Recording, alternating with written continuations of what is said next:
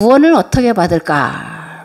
그동안 우리는 오직 예수 그리스도의 대속을 믿는 믿음을 통해서 구원받는다라고 믿어왔는데 이것을 이제 구속사 신앙이라고 말을 합니다. 그런데 복음서는 그럼 과연 이렇게 말을 하고 있나? 찾아봐야 되는데 복음서에서는 그렇게 말하고 있지 않다라는 거예요. 그럼 복음서는 구원을 어떻게 받느냐라고 말하냐? 교회를 통해서 받는다라고 말하고 있습니다. 예수 그리스도는 교회의 머리시죠.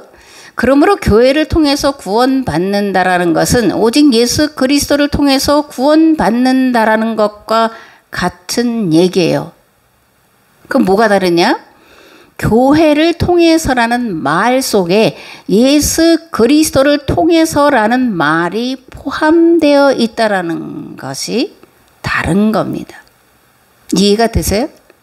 예수 그리스도로만 구원받는다라고 믿었는데 성경은 그게 아니라 교회를 통해서 구원을 받는다라는 거예요. 그럼 예수 그리스도가 우리의 구원에 아무런 관계가 없냐? 아닙니다. 교회를 통해서라는 말은 곧 예수 그리스도를 통해서라는 말인데 교회 안에 예수 그리스도를 통해서라고 하는 것이 포함되어 있다라는 그런 얘기입니다. 또 굳이 교회를 다닐 필요가 있을까? 이런 건데요. 집에서 성경 보고 착하게 살면 구원받지 않을까? 목회자 없이 성경을 바로 알고 바르게 신앙생활을 할 수 있고 그러면 구원받을 수 있다고 생각할 수도 있는데 과연 그럴까라는 겁니다.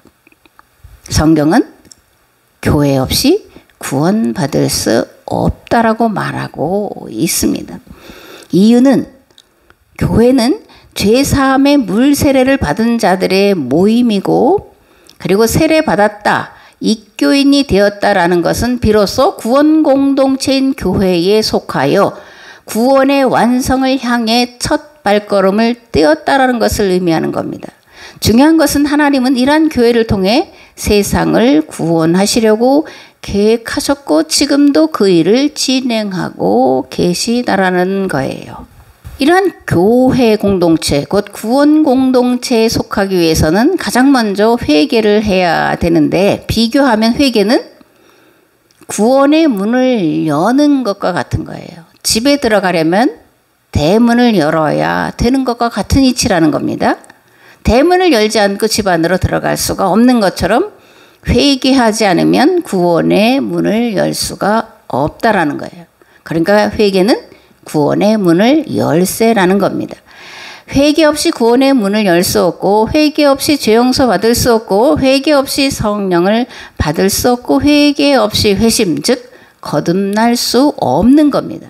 우리는 회심을 통해서 예수님이 십자가에서 죽으신 것은 내 죄를 대속하기 위한 것이었음을 믿게 되고 성경이 하나님의 말씀인 것을 믿게 되고 그리고 나서 신앙생활에 열심을 내게 되는 거예요. 이런 순서로 구원이 진행이 되고 있다라는 그런 얘기입니다. 그런데 여기서 알아야 될 것은 이런 것들은 구원의 완성이 아니라 뭐라는 거예요? 구원의 시작이라는 겁니다. 여러분들은 구원이 완성된 자로 살아가는 게 아니라 구원의 완성을 향해서 나아가는 자들이라는 거예요. 그렇다면 물세례와 입교식은 무엇을 말하냐? 하늘 생명책에 출생 신고를 하는 것과 같은 거예요. 그렇다면 신앙생활은 뭐냐? 성인이 되어가는 과정이에요. 그렇기 때문에 구원에서 탈락할 수 있는 겁니다. 여러분 한 번 구원은 영원한 구원. 뭐 이런 얘기 들어보셨죠? 또 한 번 회개하면 다시 회개할 필요가 없다. 이런 것들을 들어보셨을 텐데 이단이라는 걸 아셔야 돼요. 마귀의 속임수라는 것을 여러분들은 알아야 됩니다.